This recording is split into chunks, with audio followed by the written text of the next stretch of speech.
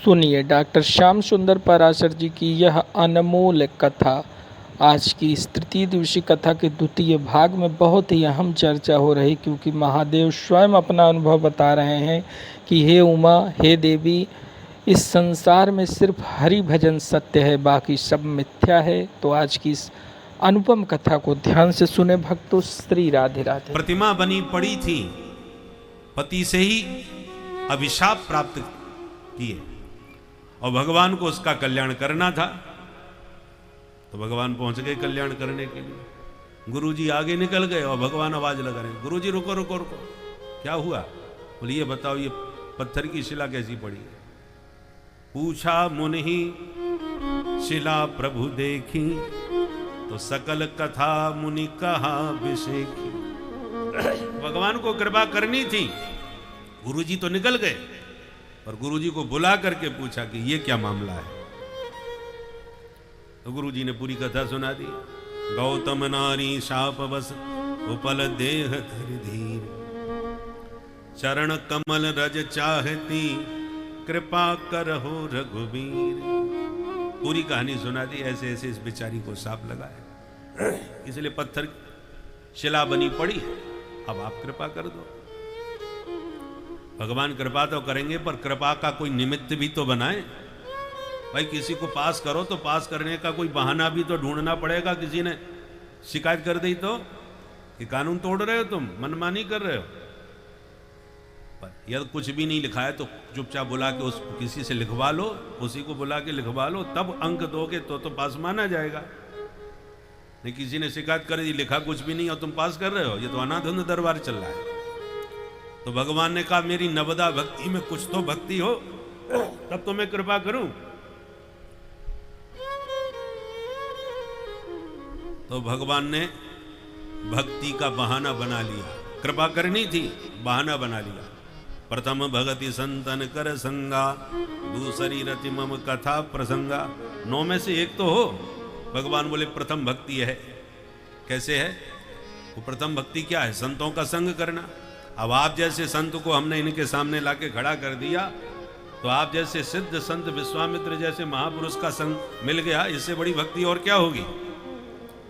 अहिल्या की प्रतिमा के पास विश्वामित्र जी को लाके खड़ा कर दिया प्रभु ने, प्रथम भक्ति की अधिकारिणी अहिल्या बन गई। प्रथम भगति संतन कर संगा, और दूसरी मम कथा प्रसंगा, मेरी कथा सुनो।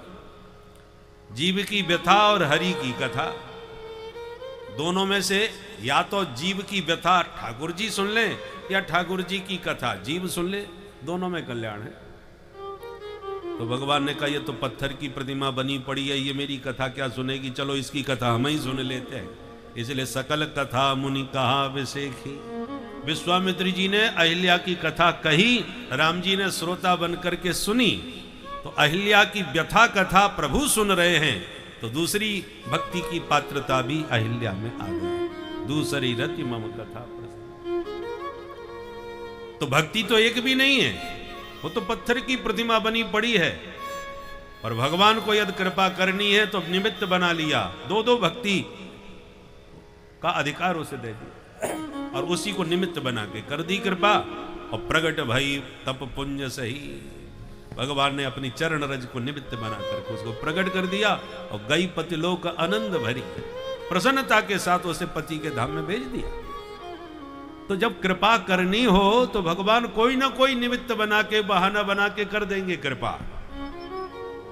और यदि कोप करना है, वैसे तो भगवान किसी जीव पर कोप करते ही नहीं, परंतु कोई अभिमान जब बहुत करता है तो फिर भगवान कोई ना कोई निमित्त नृग राजा की तरह बना करके, पंडित जी की गाय अपनी समझ के दूसरे को दान कर दी, बस यही निमित्त बन गया गिरगिट, सारा दान धरा रह गया।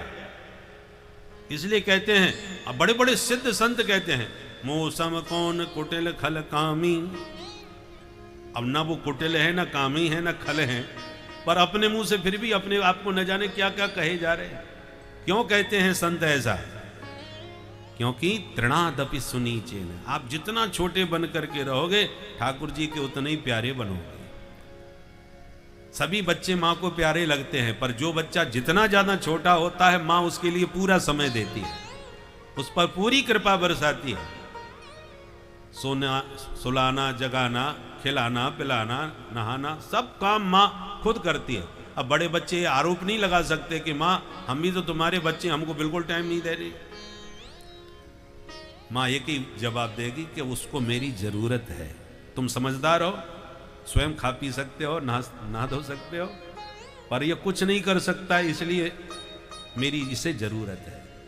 ऐसे ही भक्त ज्ञानी मोरे प्रौढ़ तनय सम ज्ञानी, ज्ञानी दौड़े समझदार भक्त हैं। भगवान को ज्ञानी भी प्रिय हैं, माँ के लिए बड़े बच्चे भी प्यारे लगते हैं, पर छोटे बच्चे को पूरा समय देना पड़ रहा है क्योंकि उसे जरूरत है। ऐसे ही आप जितने छोटे बनोगे, कितने छोटे बन जाएं, बोले राई के 20 हिस्सा तापन पाछे 20 और ताते नन्हे भय रहो तब मिले हैं जगदीश। राई का दाना कितना छोटा होता है, इतने छोटे बने, बोले ना बहुत बड़ा है, उसके 20 टुकड़े करो।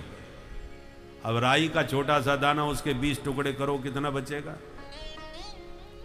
राई के 20 हिस्सा, बोले 20वां हिस्सा जो है इतने छोटे बने, बोले ना वो भी बड़ा है। तापुन पाछे 20, जो 20वां टुकड़ा है उसके 20 टुकड़े फिर करो और उससे भी छोटे बनो, तब मिले हैं जगदीश। तब ठाकुर जी की कृपा के पात्र बनोगे। अभिमान शून्य हो जाओ। दाना मिट्टी में मिल जाता है तब अंकुरित होकर के विशाल वृक्ष बनता है। पहले उसे मिटाना पड़ता है अपने आप को। जब जो दाना अपने आप को पूरी तरह मिटा देता है वही विशाल वृक्ष बन करके लहराता है। कारीगर पत्थर छांटता है, मूर्ति बनाता है, और जो पत्थर टूट जाता है वो सीढ़ियों में ऐसी लग जाता है या बिखर जाता है। परंतु जो हथौड़ी की चोट सह लेता है, हथौड़े और टांकी की चोट सह लेता है, वो सुंदर मूर्ति बन के निखर के आता है।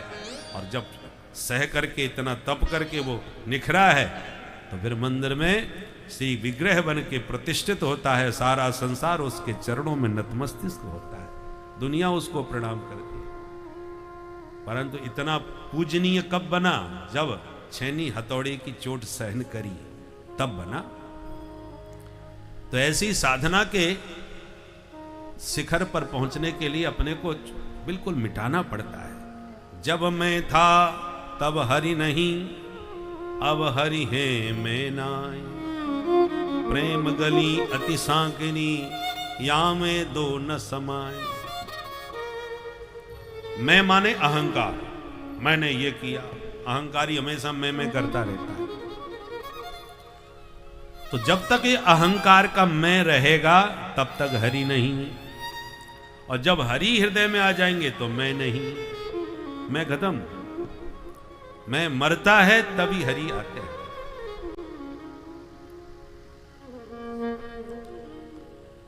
इसलिए मानव शरीर की बड़ी महिमा है, परंतु प्रभु की कृपा से मिला है, ये नहीं भूलना चाहिए।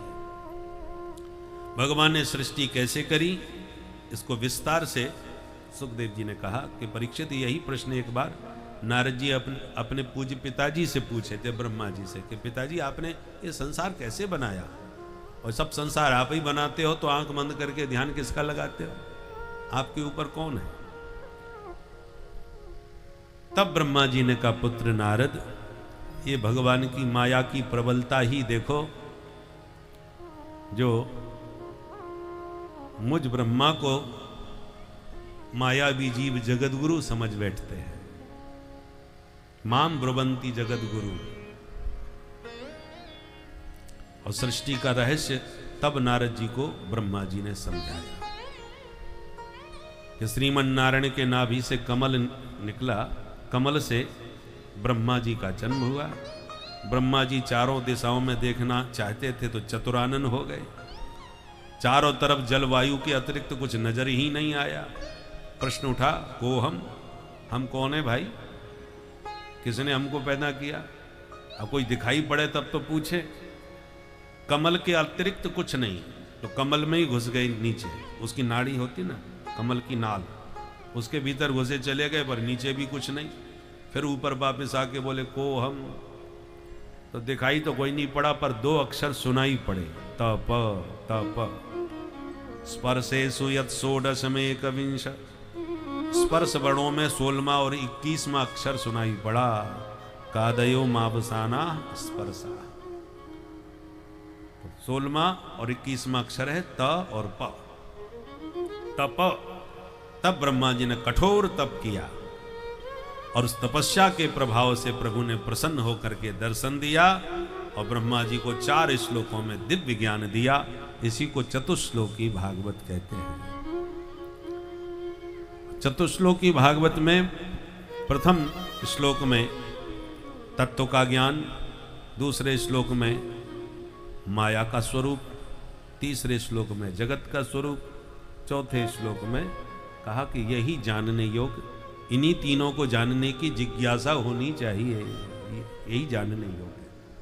इसी को चतुश्लोकी भागवत कहते हैं। अहमेवासमेवाग्रे नान्यद यद सद सत्वरम्, अहमेवासमेवाग्रे नान्यद यद सद सत्वरम्, पश्चादहं यदेतच्च यो वशिष्येत सोऽस्म्यहम्, पश्चादहं यदेतच्च यो वशिष्येत सोऽस्म्यहम्, ऋतेर्थं यत् प्रतीयेत न प्रतीयेत चात्मनि, ऋतेर्थं यत् प्रतीयेत न प्रतीयेत चात्मनि, तद्वेद्यादात्मनो माया यथा भासो यथा तमा, तद्वेद्यादात्मनो माया यथा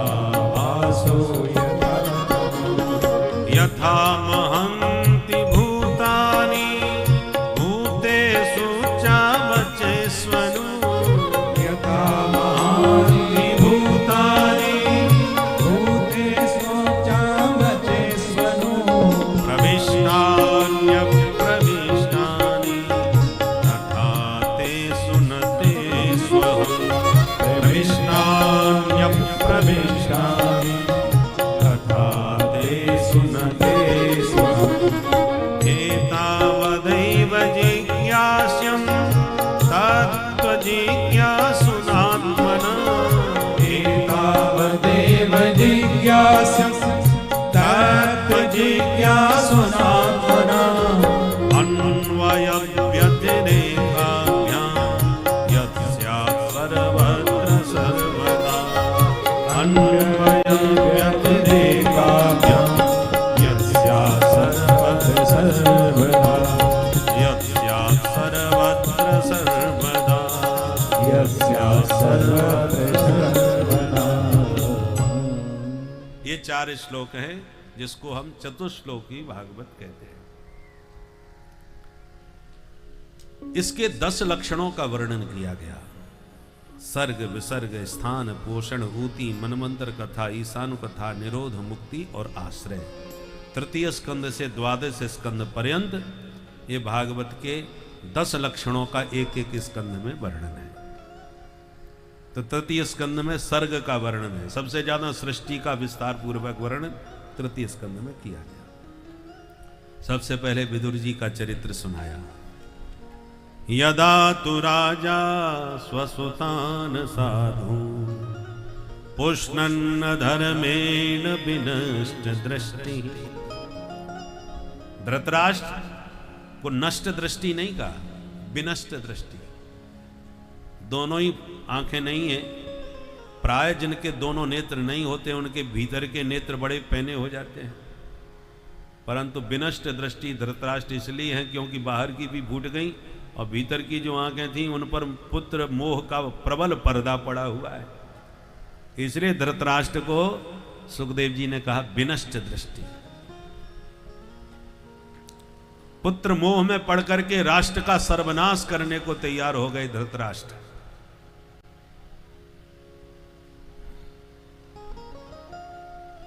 परिणाम यह हुआ, भगवान समझाने के लिए आए, स्वयं शांति दूत बन के आए पांडवों की ओर से।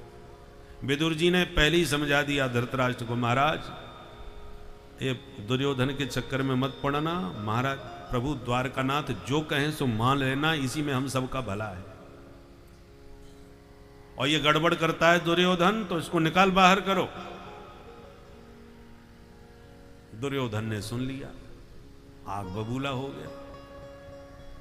और विदुर जी कोई उसने भला बुरा सुना दिया। कहे न मत्रोपजभाव जिह्मम दास्यासुतम यद बल नहीं व पुष्ट। हमारे टुकड़ों पर पलने वाला यह दासी पुत्र कपटी कहीं का हमको घर से निकलवाएगा। जिह्मम, जिह्मम माने कपट, हम लोगों से कपट करता है। बहुत भला बुरा बोला। जो पांडव काकाजी कह करके विदुर जी का इतना आदर करते थे, भगवान भी काकाजी कहते थे, परंतु दुर्योधन दासी पुत्र कह के उनका अपमान करा। दुर्योधन मूर्ख है, बच्चा है, कोई बात नहीं, परंतु धृतराष्ट्र अंधे तो हैं पर बहरे तो नहीं है, सुन तो रहे। पर ये सब सुन के भी धृतराष्ट्र ने एक बार भी अपने पुत्र को नहीं टोका, न डांटा, न रोका। तो समझ गए विदुर जी कि अब कुछ नहीं हो सकता, अब इस राष्ट्र को कोई नहीं बचा सकता। पुत्र प्रेम में पागल हो रहे हैं। राष्ट्र रहे या रसातल में जाए, पर पीएम तो पप्पू बनेगा। ऐसी अवधारणा जिनकी बनी हो, वो राष्ट्र का सर्वनाश ही करेंगे। कम से कम योग्यता पात्रता भी तो देखो राष्ट्र हित में। दुर्योधन सर्वनाश करने को तुला है, धृतराष्ट्र देख रहा है, समझ रहा है। अंधा है, देख नहीं सकता तो सुन तो सकता है। सारी इंद्रियां अपने अपने ढंग से देखती हैं। विदुर जी समझ गए, अब इस पार्टी से निकलने में ही हमारा कल्याण है। तुरंत विदुर जी त्याग पत्र दे करके निकल गए। इसको अब कोई बचा नहीं सकता। सुखदेव जी कह रहे हैं, सनिर्गतो कौरव पुण्य लब्ध।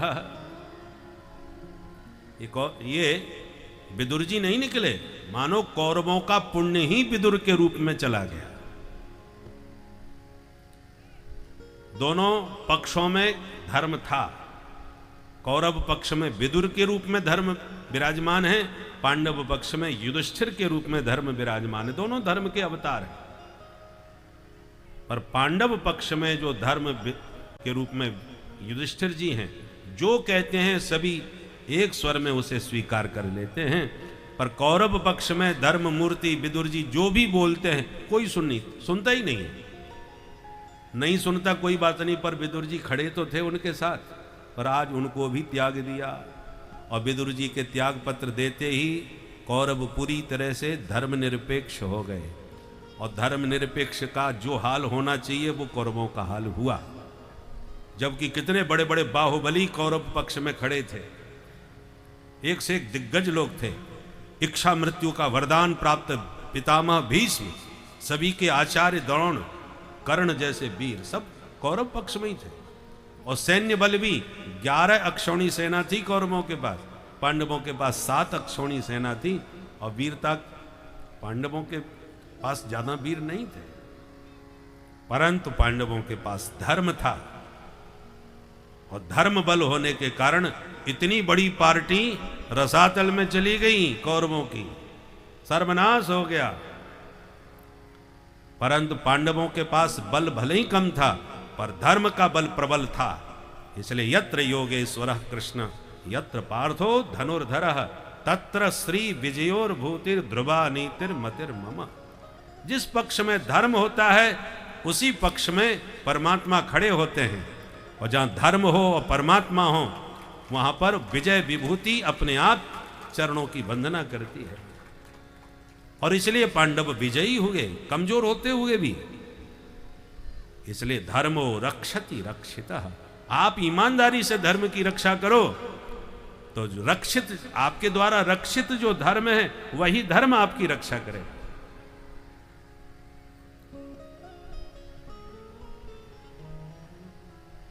और आपका कोई धर्म ही नहीं है, गंगा किनारे गंगादास, जमुना किनारे जमुनादास, तो जब धर्म का ही बल आपके पास नहीं है तो चाहे जितने आप प्रबल बने रहें, सर्वनाश होते देर नहीं लगेगा। धर्मेण हन्यते व्याधि, धर्मेण हन्यते ग्रह, सब धर्म के बल पर सब नष्ट, जितने भी आपके बाधक तत्व हैं सब समाप्त हो जाएंगे। विदुर जी ने त्याग दिया कौरवों को। सनिर्गतः कौरव पुण्य लब्ध गजा भया तीर्थ पद पदानी, तीर्थाटन के लिए निकल गए विदुर जी महाराज, और अनेक तीर्थों का परिभ्रमण करते करते जमुना जी के किनारे उद्धव जी से भेंट हो गई। तब उद्धव जी ने बताया कि महाभारत संपन्न हो चुका है, कौरव परमधाम गए, सब पांडव विजयी हो गए, और गोविंद भी अपनी संपूर्ण लीला संवरण करके परमधाम प्रस्थान कर चुके हैं। केवल यादवों में 4-5 ही शेष बचे हैं। इतना सुन करके तो विदुर जी हतप्रभ रह गए, आश्चर्यचकित। उद्धव तुम कहाँ जा रहे हो? बोले प्रभु ने मुझे दिव्य ज्ञान दिया, उसी ज्ञान का अवलंब लेकर के मुझे आदेश प्रभु का मिला है कि मैं बद्रीनाथ जाऊं, इसलिए मैं बद्रीनाथ की यात्रा पर हूं। विदुर जी बोले कौन सा ज्ञान दिया गोविंद ने, जरा हमको भी सुना दो भाई। उद्धव जी बोले हम सुनाने की हालत में नहीं है, तुम सुनना चाहो तो मैत्री मुनि के पास जाओ, वो भी मेरे साथ बैठ के सुने थे, वो आपको सुना देंगे। तब विदुर जी मैत्री जी के पास हरिद्वार में पहुंचे, और यहीं से विदुर मैत्री संवाद 4th स्कंध तक चला। 3 और 4 2 स्कंदों में विदुर मैत्री संवाद है। विदुर जी ने प्रश्न किया मैत्री जी से, सुखाय कर्माणि करोति लोको न तई सुखम वान्यदुपारमं वा। संसार का प्रत्येक प्राणी सुखी होने के लिए कर्म कर रहा है, परंतु सुख मिलता नहीं। चाहते सभी हैं सुखी होना, पर मिलता नहीं है। क्यों नहीं मिलता? मैत्री जी बोले विदुर जी तुम साक्षात धर्म के अवतार हो, मांडव मुनि के हिसाब से तुम्हें दासी पुत्र बनना पड़ा। देखो, माया ने प्रत्येक जीव को विपरीत ज्ञान करा दिया है। विपरीत ज्ञान माया से ही होता है। जैसे जादूगर होता है ना, वो विपरीत ज्ञान कराता है। जो चीज नहीं है वो दिखा देगा, और जो चीज है उसे गायब कर देगा। ये विपरीत ज्ञान हुआ। रुमाल फटकार करके कबूतर बना दिया। रुमाल से कहीं कबूतर बन ही नहीं सकता, और उसने दिखा दिया। किसी की गर्दन काट के अलग कर देता, फिर जोड़ करके उसे खड़ा कर देता। पर जो हम देख रहे हैं वो उसमें कोई भी सच्चाई नहीं है। यहां तक कि नोटों की बरसात करके भी दिखा देता है, खूब नोट बरसा देता है, और खेल खत्म होने पर वही नोट मांगने लग जाता है, भैया कुछ पुरस्कार देते जाओ। इसका मतलब जो देख रहे हैं हम वो बिल्कुल सब झूठा है। सच्चा होता तो और बरसा लेता नोट, तुमसे क्यों, हमसे क्यों मांगता। इसी को कहते हैं इंद्रजाल, माया जाल। जो नहीं है वो दिख रहा है, जो है वो छुप रहा है, छुपाया हुआ है। ऐसे ईश्वर है, परंतु माया ने छुपा रखा है। माया जवनि का छन्नम। और जो जगत नहीं है वो दिख रहा है। बोले बाबा अपना अनुभव कह रहे हैं पार्वती जी से, उमा कहूं मैं अनुभव अपना, उमा कहूं मैं अपना, उमा कहूं मैं अनुभव अपना, उमा कहूं मैं अनुभव अपना। सत हरि भजन जगत सब सपना, सत हरि भजन जगत सब सपना, जगत सब सपना, जगत सब सपना। स्वप्न झूठा होता है।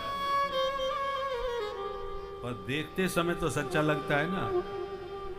झूठा था ये कब पता चलता है? जब आंख खुल जाती है। जब तक आंख बंद है तब तक तो स्वप्न बिल्कुल सच्चा है। स्वप्न की प्रत्येक घटना हमको पूरी तरह प्रभावित करती हैं। सच मान के ही तो प्रभावित होते हैं। हमने सपने में शेर देख लिया, उसने हमको देख लिया, वो हमारी तरफ दौड़ा, हम चिल्ला के भागे, उसने मार झपट्टा हमको पकड़ लिया और हमारी चीख निकल पड़ी। जब जोर से चिल्लाए तब किसी ने हिला के जगाया, क्या हुआ? आंख खोली तब जान में जान आई, भैया ना शेर है ना जंगल है, हम तो एयर कंडीशन कमरे में सो रहे हैं। अब था कुछ भी नहीं, पर हालत खराब हुई कि नहीं? जगने के बाद तक महाराज धड़कन तेज होती है, पसीना छूट जाता है। उसी प्रकार जब तक ज्ञान वैराग्य की आंख सही ढंग से नहीं खुली तब तक ये जगत भले ही स्वप्न है पर हमको बिल्कुल सही लग रहा है। जगत सब सपना किनके लिए है? जिनकी आंख खुल गई है भगवान भोलेनाथ की तरह। त्रिनेत्र है ना, दो आंख तो उनके पास भी है, पर ये तीसरा जो नेत्र है, ये सत्य की दृष्टि जब प्राप्त हो जाती है, तृतीय नेत्र प्राप्त हो जाता है, ज्ञान दृष्टि प्राप्त हो जाती है, तब समझ में आता है ये सब सपना था, सब झूठा जंजाल था। तो ये भोले बाबा कह रहे हैं, जगने के बाद कह रहे हैं। पर हम तो ये जगत को ही सही मान करके दिन रात इसी में भटके फिर रहे हैं, क्योंकि आंख अभी हमें खुली नहीं है, स्वप्न का आनंद ले रहे हैं। इसलिए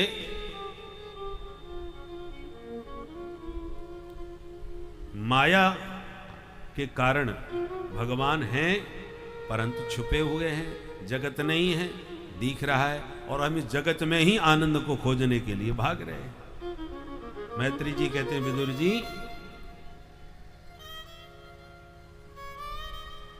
दुखालय संसार में तुम सुख खोजने जाओ तो कहां से मिलेगा? हॉस्पिटल में जाकर के, औषधालय में जाकर के आप कहो हमें बड़ी जोड़ की भूख लग रही है, कचौड़ी समोसा जो मिले सो दो। अरे भाई हॉस्पिटल है, या दवा की बात करो, ये कचौड़ी समोसा है तो रसोई घर में जाओ। और रसोई घर में जाके भंडारी जी से आप कहो कि हमें लघु सिद्धांत कौमुदी चाहिए, वो कहां से देगा? लाइब्रेरी में जाओ, पुस्तकालय में जाओ, पुस्तक हर वस्तु के आलय अलग अलग है। पुस्तकालय, विद्यालय, औषधालय, भोजनालय, जो चाहिए उस आलय में जाइए। अब संसार है दुखालयम शाश्वतम, दुखालय है। अब इसमें हम खोज रहे हैं सुख, तो कहां से मिलेगा सुख भाई? सुख चाहिए तो सुख निधान के पास जाइए। जो आनंद सिंधु सुख राशि, जो आनंद सिंधु सुख राशि, सी करते त्रैलोक सुपासी, सी करते त्रैलोक सुपासी। सो सुख धाम राम अस नामा, सो सुख धाम राम अस नामा, अखिल लोक दायक विश्रामा, अखिल लोक दायक विश्राम, दायक विश्रामा। दायक विश्राम। आराम की तलब है तो एक काम कर, आ राम की शरण में और राम राम कर। आराम कहो या विश्राम कहो, दोनों में राम छुपे हुए हैं। विश्राम में से राम निकाल दो तो क्या बचेगा? विष ही विष बचेगा। तो राम बिना आराम कहां? अब माया ने ऐसा उल्टा ज्ञान करा दिया, हमको पता है कि राम बिना आराम नहीं है, और राम नाम जपने की फुर्सत नहीं है। आराम भी पाना चाहते हैं और राम भी जपना नहीं चाहते। यह है विपरीत ज्ञान माया के प्रभाव से। इसलिए कहते हैं माया से बचने के लिए मायापति का अवलंब लिए बिना बात नहीं बनने वाली।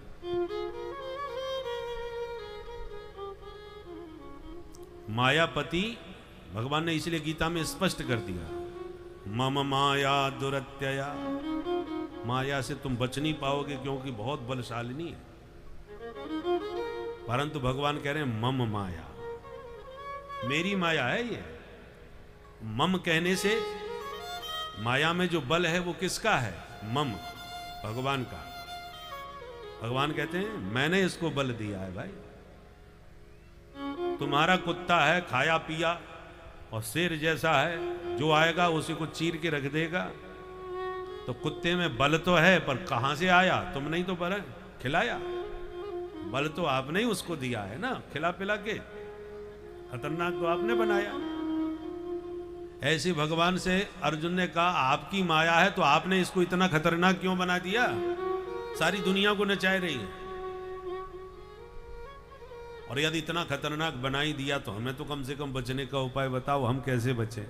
भगवान बोले उपाय हम बता देते हैं। देवी हे सा गुणमयी मम माया दुरत्यया। तो बचेंगे कैसे? बोले मामेव ये प्रपद्यन्ते माया में ताम तरन्ति ते। बचना चाहो मेरे प्रपन्न हो जाओ, मेरी शरण में आ जाओ, मैं तुम्हें माया से बचा दूंगा। मालिक का कुत्ता कितना भी खतरनाक सही, कुत्ते से भिड़ोगे तो चीर डालेगा। और जिसका कुत्ता है उसके मालिक को प्रणाम कर लो तो मालिक तुरंत कहेगा ए मोती कम हियर। जहां उसने डांट दिखाई वही कुत्ता तुम दबाता हुआ चुपचाप तुम्हें सूंघ करके निकल जाएगा, फिर तुमको नहीं काटेगा। और मालिक का रुख समझेगा तब तुमको छोड़ेगा। आपने मालिक को आंख दिखाई तो कुत्ता फिर आपको नहीं छोड़ने वाला, क्योंकि वो मालिक का वफादार है। मालिक की सुनेगा, तुम्हारी नहीं सुनेगा। उसी पर का माया में जो शक्ति है वो माधव की है। माधव का अर्थ क्या है? मां माने माया, धव माने स्वामी। जो माया के स्वामी हैं, मायापति हैं। इसलिए माया तंग करे तो माधव की शरण ग्रहण कर लो। भगवान खुद कह रहे मां में भी ये प्रपद्यन्ते, आप मेरी शरण में आ जाओ। तुम क्या करोगे फिर? तो भगवान के माया में ताम तरन्ति ते, तुम्हें मैं माया से बचा लूंगा। फिर माया तुमको परेशान नहीं करेंगे।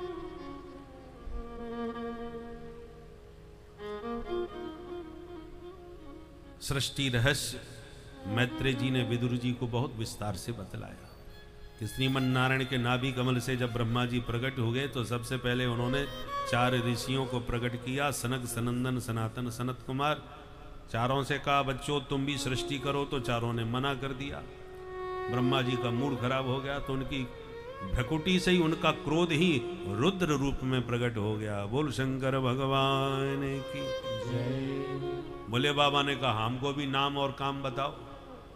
बोले तुम भयंकर रोते हो, पैदा होते ही रोना चालू किया तुमने, इसलिए नाम है रुद्र। और काम? बोले काम तो इस समय एक ही है, सृष्टि का विस्तार। तुम करोगे? बोले हम कर देंगे। तो बोले बाबा ने भूत प्रेत डांकनी पिशाचनी तमाम पैदा कर डाली। ब्रह्मा जी बोले बस बस हो गई सृष्टि, तुम शांति से भजन करो भैया, ऐसी सृष्टि हमको नहीं करानी। बोले बाबा भजन में मस्त बैठ गए। ब्रह्मा जी ने अब की बार 10 ऋषियों को प्रकट किया, मरीचि, अत्रि, अंगिरा, पुलस्त, पुलह, क्रतु, भृगु, वशिष्ठ, दक्ष और देवर्षि नारद। वाणी से सरस्वती, छाया से करदम जी, और अंत में अपने वामांग से कन्या और दक्षिणांग से पुरुष को जन्म दिया, जिनका नाम मनु शतरूपा। ब्रह्मा जी बोले अब तुम दोनों मिलकर के मैथुन सृष्टि का विस्तार करो। तो मनु शतरूपा के फिर 5 संतान हुई, 2 बेटा 3 बेटी। बेटा है प्रियव्रत और उत्तानपाद, बेटियां हुई आकुति, देवहूति और प्रसूति। एक बार मनु महाराज ने निवेदन किया, महाराज एक बहुत बड़ी समस्या आ गई। क्या? बोले हिरण्याक्ष नाम का दैत्य धरती का ही हरण करके ले गए। ओहो। ब्रह्मा जी ने भगवान का ध्यान किया, प्रभु ये संकट दूर करो। बड़ी जोर की छींक आ गई और उनकी छींक से ही नासिका रंध्र से भगवान बराह बन के प्रकट हो गए। बोलो बराह भगवान की जय। हिरण्याक्ष का वध करके पृथ्वी का उद्धार किया, तब सृष्टि का विस्तार हुआ। हिरण्याक्ष कौन था? तब बताया कि कश्यप मुनि एक बार सूर्यास्त के समय संध्या वंदन कर रहे थे। ब्राह्मणों को त्रिकाल संध्या करनी चाहिए। प्रातः संधि बेला, रात्रि जा रही हो, सूर्य का उदय हो रहा हो, उस संधि बेला में संध्या करो। उत्तमा तारकोपेता, उत्तम संध्या हुआ है जब तारे दिखाई पड़ रहे हो। और मध्यमा लुप्त तारका, तारे दिखने बंद हो जाएं, वो मध्यम संध्या। और अधमा सूर्य सहिता, जब सूर्य भगवान पूरी तरह उदित हो जाएं फिर संध्या करें, वो अधम संध्या। पर संधि काल में संध्या करना चाहिए, प्रातः, मध्याह्न और सायंकाल, त्रिकाल संध्या करो। त्रिकाल न बने तो 2 काल सुबह शाम ही कर लो भाई। अरे 2 काल नहीं तो 1 काल तो कम से कम सवेरे सवेरे कर ही लो। आज स्थिति यह है कि ब्राह्मणों को संध्या का ज्ञान ही नहीं है। संध्या कैसे की जाती है पता ही नहीं।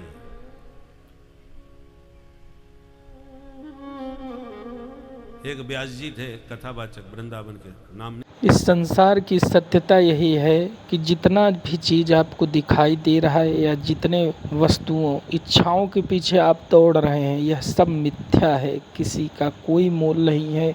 इस संसार में सिर्फ जितनी बार आप प्रभु का नाम लेते हैं, हरि नाम भजते हैं, उनका भजन करते हैं, यही मेन वास्तविक मूल चीज़ है जो सर्वविदित है, हर जगह उसका भाव है, अमूल्य वस्तु है, वह सिर्फ उसी का नाम है। बाकी सब जो है वह मिथ्या है।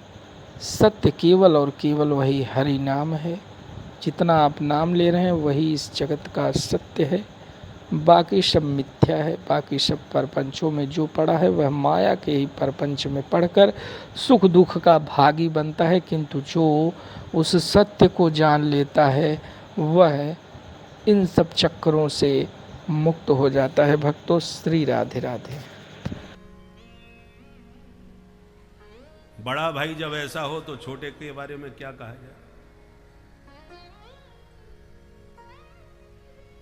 तो 4 वर्णों में ब्राह्मण श्रेष्ठ है। श्रेष्ठ क्यों है? क्योंकि मार्गदर्शक है। वो जो स्वयं आचरण नहीं करेगा संध्या तर्पण का, उससे ज्ञान नहीं होगा तो अन्य को क्या समझाए। एक बहुत अच्छे विद्वान पंडित जी थे बिहार के, अपनी बेटी आधुनिक पढ़े लिखे जमाई साहब ढूंढ लिए। ब्राह्मण तो था परंतु आधुनिक पढ़ाई पढ़ा हुआ था। उससे पंडित जी ने विवाह कर दिया बिटिया का। शादी के बाद दामाद जी पहली बार आए ससुराल। बड़ी आओ भगत हुई जमाई साहब की, अलग बढ़िया गेस्ट हाउस में व्यवस्था करी। पुरानी बात है, उस समय लोटा लेके लोग जाते थे जंगल में, अटैच व्यवस्था नहीं थी। तो जब सूर्यास्त का यही समय आया तो पंडित जी ने अपनी बिटिया से कहा कि जमाई साहब को ये पानी दे दो, संध्या वंदन करेंगे, 1 लोटा में पानी भर के दे। बेटी आ गई अपने पति के पास, पिताजी ने ये लोटा पानी भेजा है, संध्या कर लीजिए। और यूं कह के चली आई। अब वो आधुनिक जमाने के संध्या क्या भला होती है उन्हें पता ही नहीं। अब बड़े चक्कर में 1 लोटा पानी दे गए, कहती संध्या करो। संध्या क्या होती है भाई? उसने सोचा शाम का वक्त है, शायद डोल डाल के लिए लोटा दे दिया कि पानी, अटैच व्यवस्था तो नहीं कि जाके कर लो। तो बगल में ही अलग से जा करके वहीं उन्होंने संध्या कर ली। अब किसी को कुछ नहीं बताया, उन्होंने जो समझ में आया तो उन्होंने कर लिया। अब सवेरा जब हुआ, नहा धो के तैयार हो गए तो ससुर जी ने फिर 1 लोटा भेज दिया, जा करके कह दो सवेरे सवेरे। तो बोले कि उनसे कह दो संध्या, सुबह की संध्या कर ले। पत्नी ने फिर दिया 1 लोटा पानी, बोले संध्या कर लो। अब बड़ी नाराज हो गए। मैं इसलिए ससुराल में आना पसंद नहीं करता। बोले कि नाराज क्यों हो रहे हो? बोले सुबह की वो शाम की संध्या अभी तक पड़ी हुई है, उसे ठीक किया नहीं, साफ किया नहीं, अब 2 सवेरे फिर संध्या करने चले जाओ, कहाँ से संध्या करें? पहले उसे ठीक करो। ससुर जी को पता चला तो सिर पटका, हे भगवान, सुबह शाम की संध्या का ये अर्थ लगाया। तो ये हालत जब होगी, संध्या का ही ज्ञान नहीं है कि संध्या है क्या भला, तो बताइए फिर भविष्य क्या होगा? विप्र बल कहां से आएगा? ब्राह्मणों में जो बल होता है वो संध्या का और गायत्री के जप का होता है। वाल्मीकि रामायण में बार बार वशिष्ठ जी की प्रशंसा में एक ही वाक्य आता है, वशिष्ठो जपताम बरह। वशिष्ठ जी का जब भी परिचय दिया जाता है, जपताम बरह, जप करने में, गायत्री जप करने में जो सर्वश्रेष्ठ है, विशेषण वशिष्ठ जी का जपताम बरह, गायत्री जप करने वालों में जो सर्वोच्च है, सर्वश्रेष्ठ है, ये उनकी विशेषता बतलाई जाती है। तब राम जी ने उनको गुरु बनाया, ऐसे ही थोड़ी। तो भगवान भी जिनके चरणों में झुकते हैं वो किस बल, किस प्रभाव से? जपताम बरह, जो गायत्री का जाप करे। तो संध्या वंदन गायत्री जो ब्राह्मण जपते हैं उन्हीं को दान देना चाहिए, और वही दान को पचा भी सकते हैं। अन्यथा गायत्री जप किए बिना जो ब्राह्मण दान लेगा, दान उसकी बुद्धि को दूषित करेगा, उसकी संतान को दूषित कर देगा। क्योंकि भोजन करो तो पचाने की भी तो शक्ति रखो। पाचन तंत्र खराब है तो भोजन भी विष बन जाता है।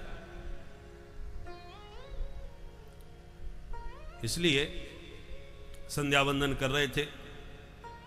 विप्रो वृक्षः तस्य मूलम ही संध्या, वेदा शाखा धर्म कर्माणि पत्रम। ब्राह्मण रूपी वृक्ष की जड़ जो मूल है वो संध्या है, गायत्री है।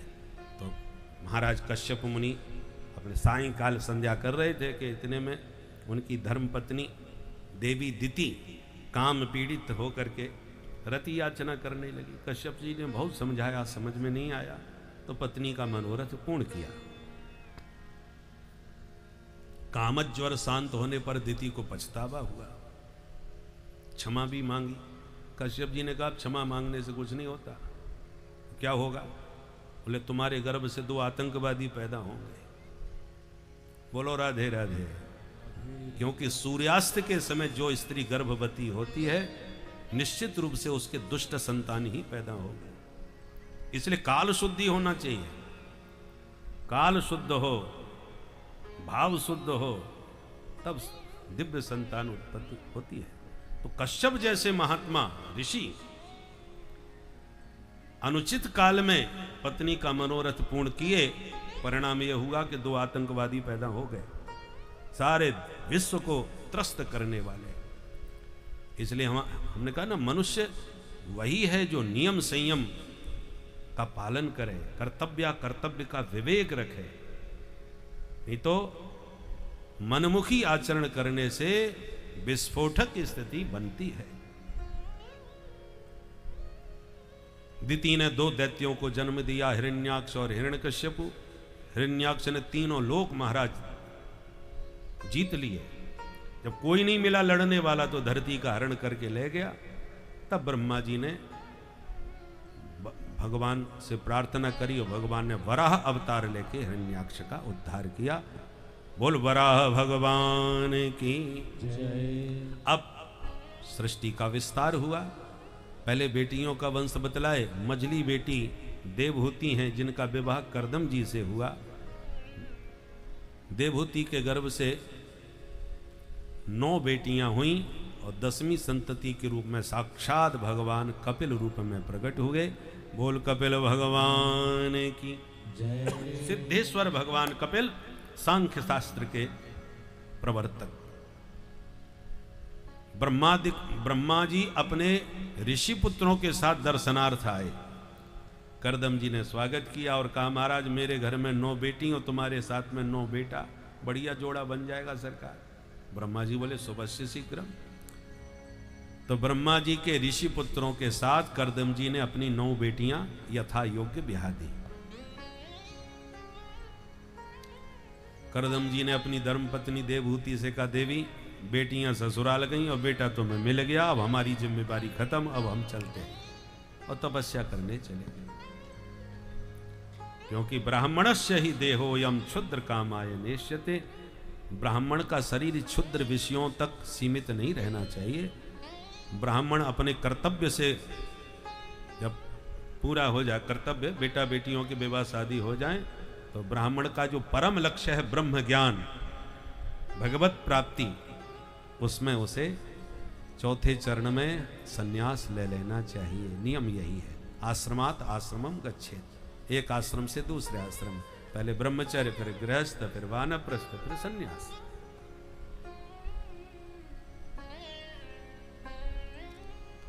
सुखदेव जी कहते हैं, राजन अब घर में मैया बेटा सिर्फ दो ही रह गए। इतना बड़ा परिवार, 9 बेटियों से भरा, अब कोई नहीं। तो माँ एक दिन अपने पुत्र कपिल से बोली, बेटा तुम बड़े ज्ञानी हो, मेरी कुछ जिज्ञासा है, उसे पूर्ण करो। क्या?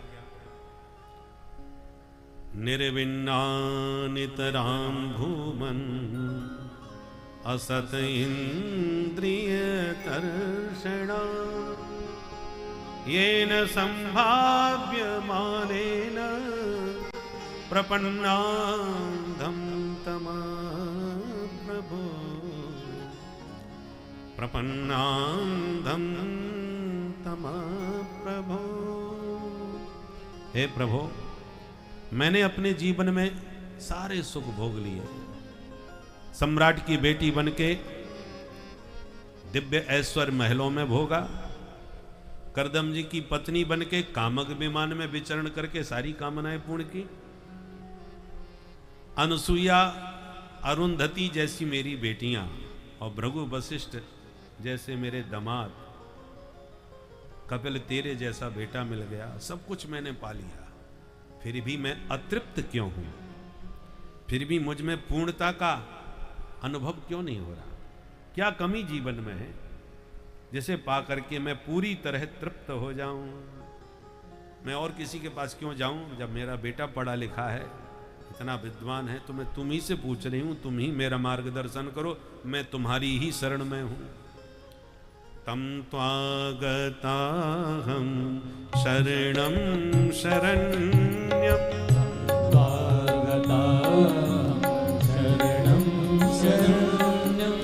स्वभृत्य संसार तरो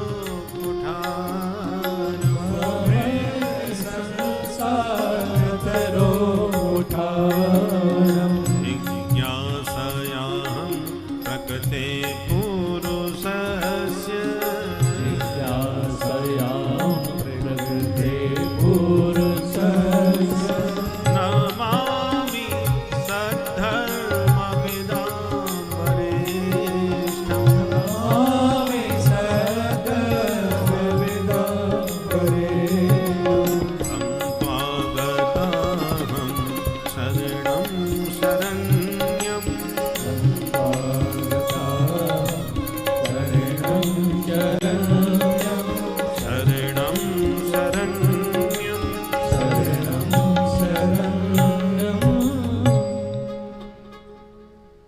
बोले, मां आज मैं आपको निःश्रेयस का मार्ग बतलाता हूं, बहुत ध्यान से सुनिए।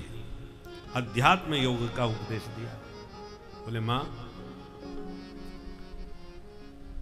हमारा जो मन है यही बंधन और मुक्ति दोनों का कारण है। मन विषयों में रमने लगता है तो यह भव बंधन में डाल देता है, यही मन माधव के चरणों में लग जाए तो मुक्ति का साधन बन जाता है। जैसे एक ही चाबी से ताला बंद भी होता है और खुलता भी है, मोड़ने का अंतर है, किधर मोड़ रहे हो। ऐसे ही ये मन भव बंधन में डालता है और मुक्ति का साधन भी बन जाता है। गुणेषु सक्तम बंधाय रतम बापुंषि मुक्त। बेटा फिर इस मन को भगवान में लगाएं कैसे? बोले, मां सरल उपाय तो एक ही है, जिसका मन लग चुका हो भगवान में तुम उसी के साथ लग जाओ, तुम भी वहीं लग जाओगे। तार पकड़ने वाले को तो करंट लग ही गया, तुम तार मत पकड़ो, केवल पकड़ने वाले को ही पकड़ लो तो तुम्हें भी उतना ही करंट लगेगा। ऐसे ही तुम भगवान को नहीं पकड़ पा रहे तो जो पकड़े बैठे हैं उन्हीं को पकड़ लो, वो सीधे भगवान तक पहुंचा देंगे। बोले तो पता कैसे चलेगा कि कौन भगवान में पूरी तरह लगा हुआ है? सच्चे संत की पहचान क्या है? तो लक्षण 5 बतलाए। तितिक्षवः कारुणिका सुहृदः सर्वदेहिना अजात शत्रव शांता साधव साधुभूषणा। ये साधुओं के 5 आभूषण हैं। तितिक्षु होते हैं, समस्त देहधारियों को अपना सुहृद मानते हैं, अद्भुत करुणा उनके हृदय में होती है, स्वप्न में भी किसी को शत्रु नहीं मानते और हर समय सदैव शांत चित्त रहते हैं। ऐसे दिव्य लक्षणों से समन्वित जो संत दिखाई पड़े उसी के चरण पकड़ लो। महापुरुष संश्रयः, महापुरुषों का सन्निधान सानिध्य बहुत दुर्लभ है। ऐसे संत जब तुम्हें मिलेंगे तो हमेशा तुम्हें भगवान के गुण सुनाएंगे, भगवान की विशेषता बतलाएंगे। सच्चा साधु कभी अपने गुण नहीं गाता, अपनी विशेषता नहीं बताता। सच्चे संत की यही पहचान है, वो हमेशा प्रभु की महिमा गाएगा, प्रभु को ही समस्त श्रेय देता है। भैया हम कुछ नहीं करते, सब ठाकुर जी करा लेते हैं। तो श्रद्धा रतिर भक्तिर अनुक्रमिष्यति, ऐसे संतों के मुख से हरि कथा सुनते सुनते तुम्हें भी हरि में श्रद्धा हो जाएगी। 3 प्रकार के भक्त बतलाए। जो मंदिर की मूर्ति में ही भगवान को देखते और मानते हो वो सामान्य है। जो संतों में भी भगवान का ही दर्शन करते हो वो मध्यम है। और जो प्रत्येक शरीरधारी में प्रभु का दर्शन करते हैं वे उत्तम हैं। और जो कुत्ते बिल्ली सूगर बंदर में भी भगवान को निहार लेते हैं वो उत्तमोत्तम है, परम महाभागवत है। अष्टांग योग का वर्णन किया। यम नियम आसन प्राणायाम प्रत्याहार धारणा ध्यान समाधि विस्तार से कपिल भगवान ने मां को समझाई। जीव मां के गर्भ में आके किस प्रकार से संवर्धित होता है, कैसे जन्म लेता है और मां के गर्भ में भी कितने कष्ट पाता है, उसका बहुत विस्तार से वर्णन किया। सुन सुन करके देवहूति मां आनंद मग्न हो गई और अंत में एक ही बात कही,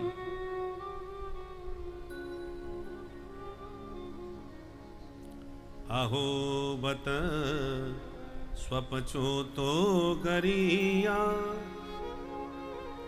यज्वाग्रे वर्तते नाम तो। उस स्वपच ही क्यों ना हो, स्वपच माने स्वान माने कुत्ता, उसको भी काट के जो खा जाए, उसको भी पचा जाए, वह स्वपच सबसे निकृष्ट माना जाता है। पर स्वपच भी है तो क्या हुआ, यदि वो भगवान का अनुरागी है, भगवान का नाम उसकी वाणी पर है तो गरीयान बहुत श्रेष्ठ है।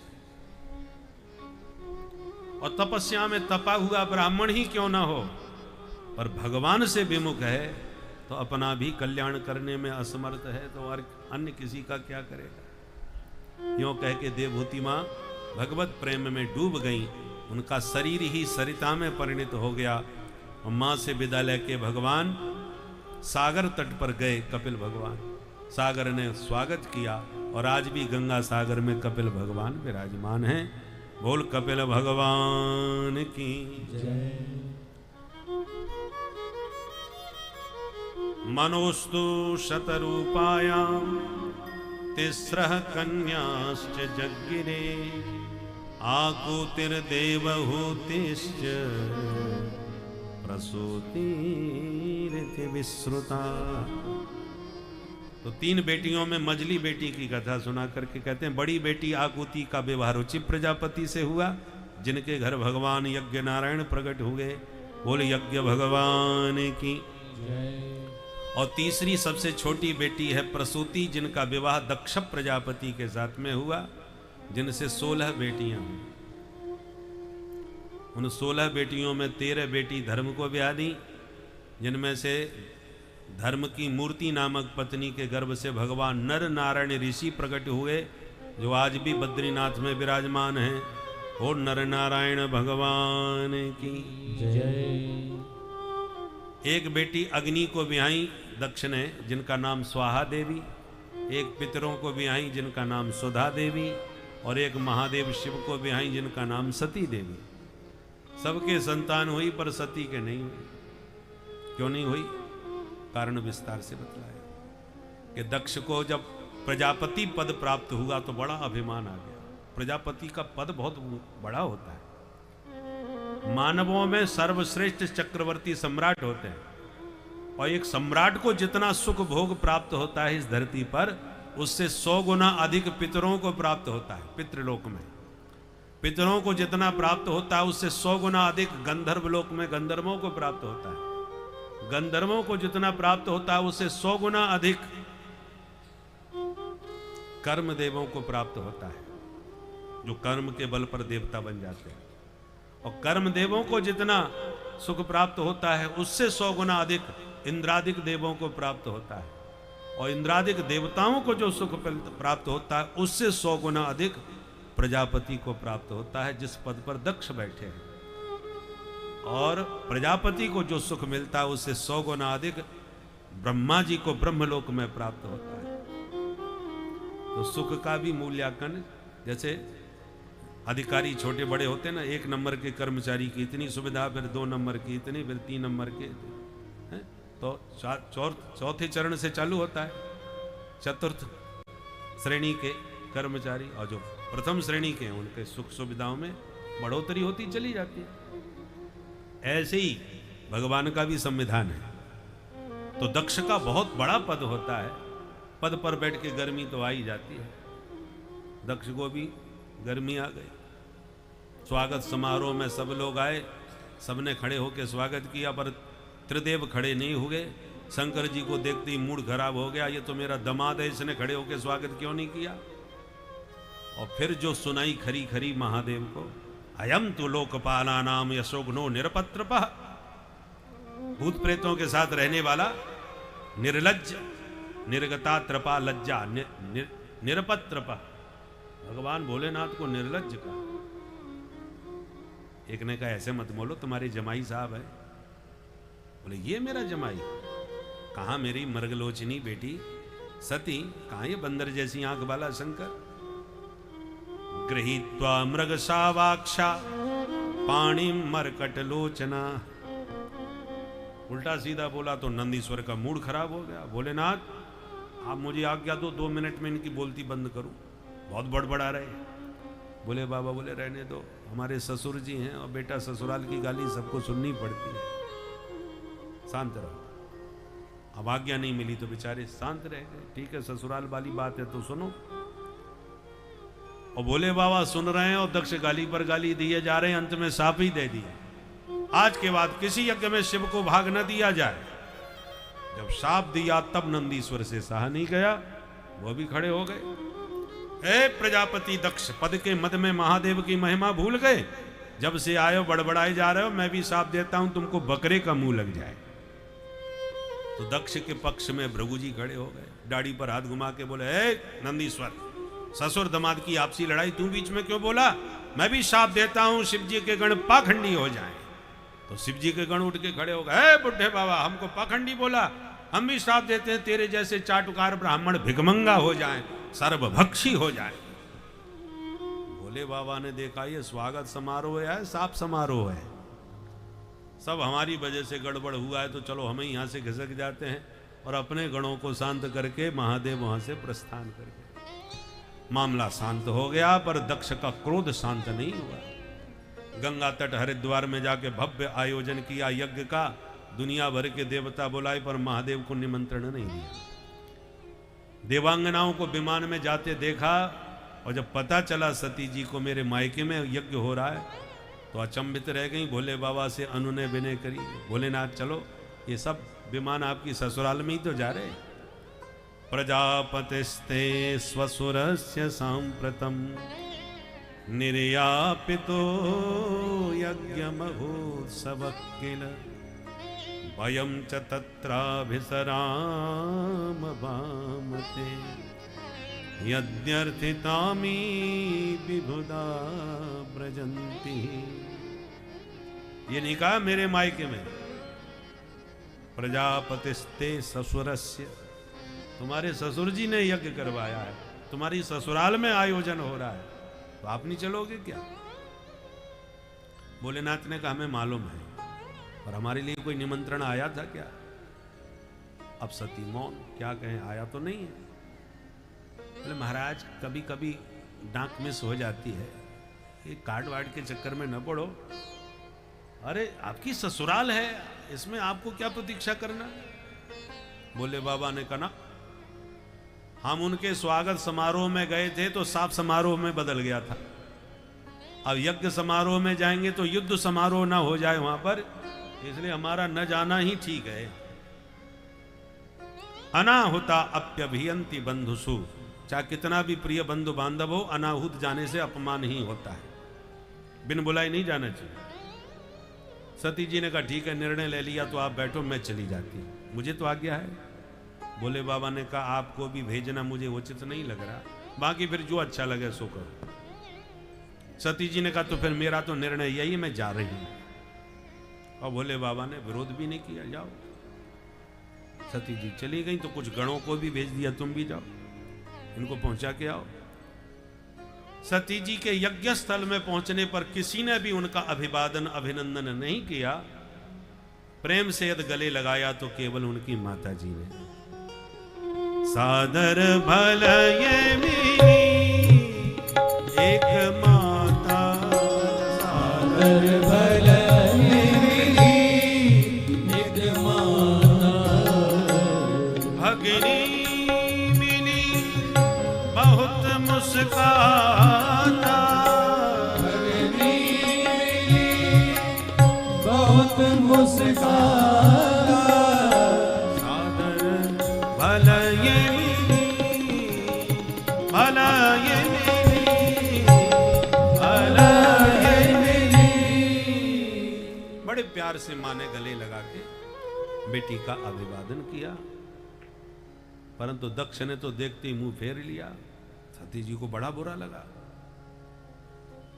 पर कुछ बोली नहीं। यज्ञशाला में जब दृष्टि डाली तो अरुद्र भागम तम अवेक्ष चाध्वरम, उस यज्ञ में सबके भाग हैं पर भोलेनाथ का कोई भाग नहीं। सती को पति का अपमान सहा नहीं गया, फिर जो ललकारा दक्ष को। मुझे आज बड़ा अपने आप से घृणा हो रही है कि मेरा जन्म तुम जैसे शिवद्रोही से हुआ है।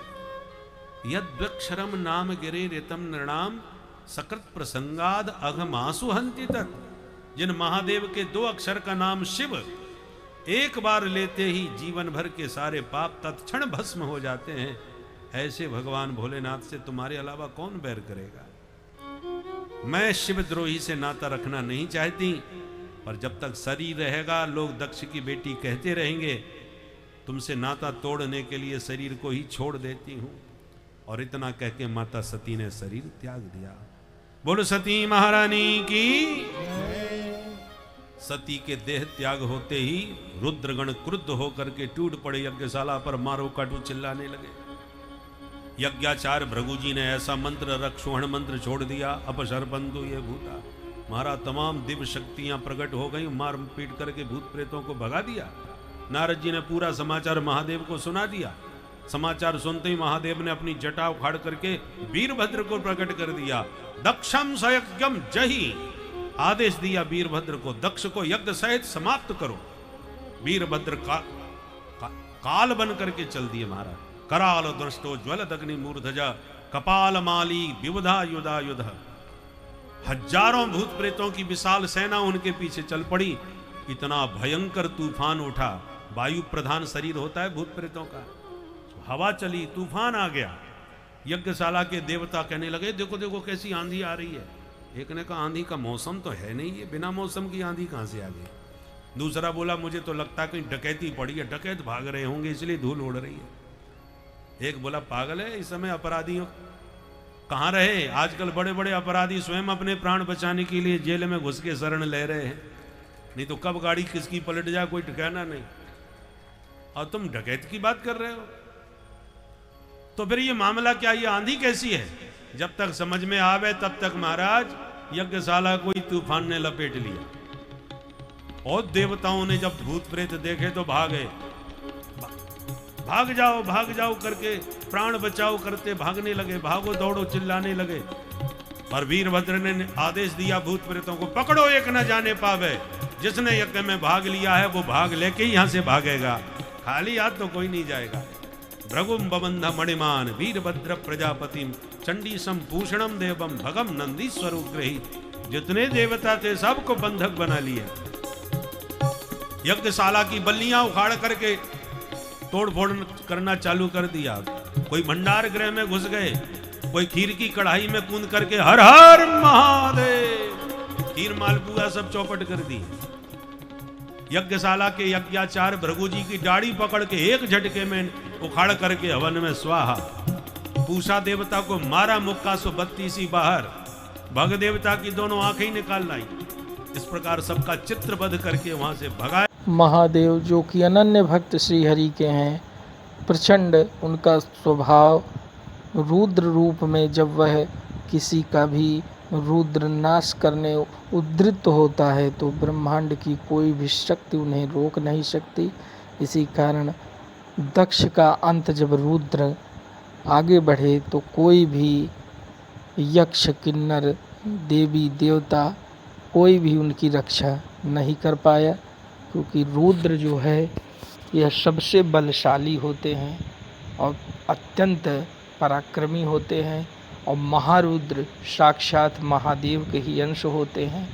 महादेव साक्षात जगत पिता हैं और उनके अंश रुद्र जो कि वीरभद्र के रूप में दक्ष का उन्होंने विनाश किया और दक्ष का संपूर्ण हवन का विध्वंस किया। तो यह नारी शक्ति है कि जब नारी का अपमान होता है तो आप कितने भी ऊंचे पद पर बैठे रहें, आपका पतन निश्चित होता है।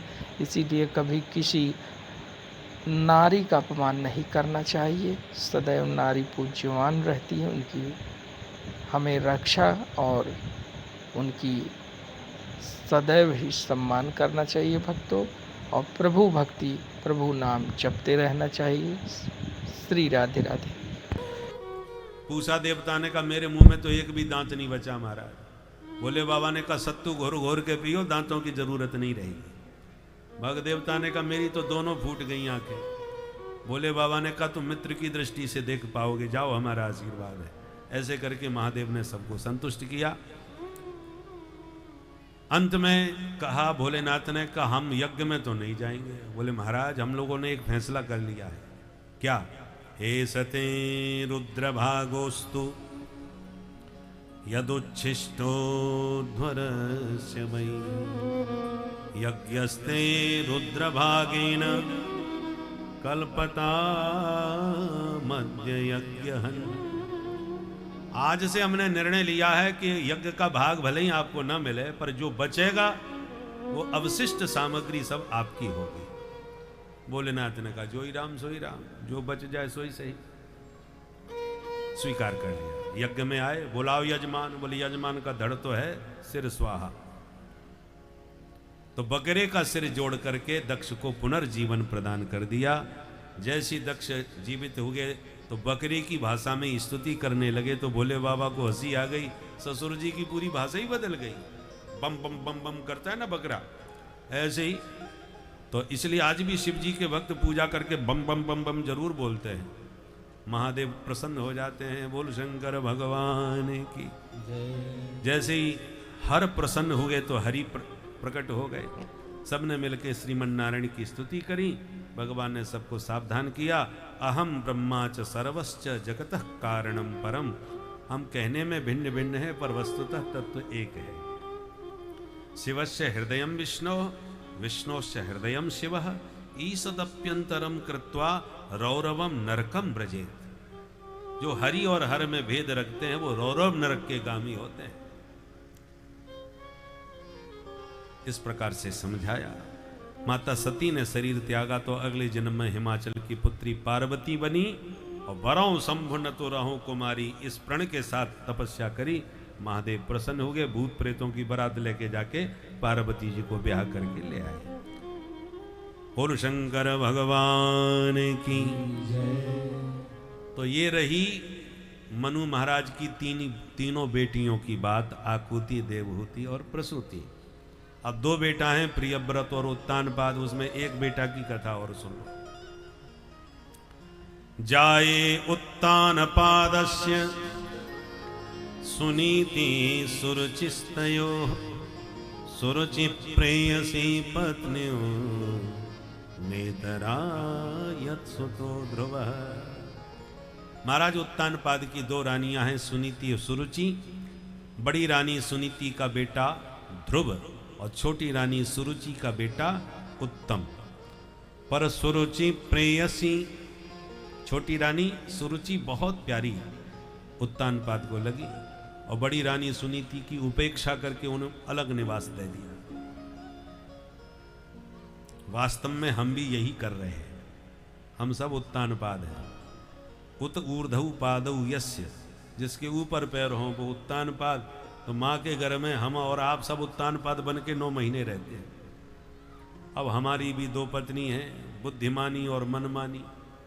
ये हमारी 2 रानी है। सुनीति सुरुचि इनका नाम है, दोनों में सु लगा है। सु हटा के देखो तो एक रुचि एक नीति। अब दोनों में विरोध है।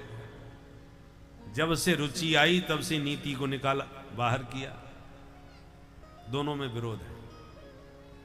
पर हमको छोटी रानी रुचि से बहुत प्यार है, सुरुचि से, नीति से नहीं रहा। पहले नीति से प्यार था, अब हटा दिया। छोटे बच्चे जैसा आप सिखाओ वैसा समझते हैं, मानते हैं। आप जैसा बनाओगे बन जाते हैं। ये पाप है, गंदी बात है, मान लेंगे, नहीं करेंगे। नीति में उनकी श्रद्धा है, पर जहां अनेक बड़े हो गए, महत्वाकांक्षाएं, अनेक प्रकार की रुचियां, इच्छाएं जागृत होने लगती हैं। रुचि नाम वैचित्र्यात्, रुचि बहुत प्रकार की होती है। अखाद्य खाने की इच्छा, अपेय पीने की इच्छा, स्वच्छंद रुचि। पर उत्तानपाद को रुचि से ही प्यार है। हमको भी तो अपनी रुचि से प्यार होता है ना। नीति विरोध करती है। कैसे? किसी ने सूटकेस भर करके दिए नोटों के, ये कमीशन तुम्हारा है, अब बढ़िया फाइल हमारी बना के भेज दो ऊपर। अब नीति कहेगी ये भ्रष्टाचार है, हाथ मत लगाना इस पैसे को। और रुचि कहती है जब तक कुर्सी है तब तक नोट दिख रहे हैं, बाद में कोई नहीं देने वाला। इसलिए आई लक्ष्मी मत ठुकराओ, नखरे मत दिखाओ। रुचि कह रही है ले लो, नीति कह रही है हाथ मत लगाओ। दोनों में विरोध है। पर प्राय हम लोग क्या करते हैं, नीति से किनारा कर लेते हैं। तुम रहने दो, अभी नोट आने दो, कमा लेने दो। जब नोट आ जाएंगे, कुर्सी नहीं रहेगी, तब नीति की बातें भी कर लेंगे, फिर तुम्हारी सुन लेंगे। यही हो रहा है।